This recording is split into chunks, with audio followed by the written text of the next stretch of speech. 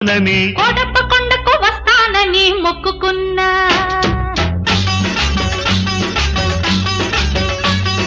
కోటప్ప కొండకు వస్తానని మొక్కుకున్నా ఆరు బయట ఎండలో సరుగు తోట నీడలో బుచ్చిబాబు కనిపిస్తే నా కోసం పడి చస్తే నొనొక టెంకాయ కొడతానని కోటప్ప కొండకు వస్తానని మొక్కుకున్నా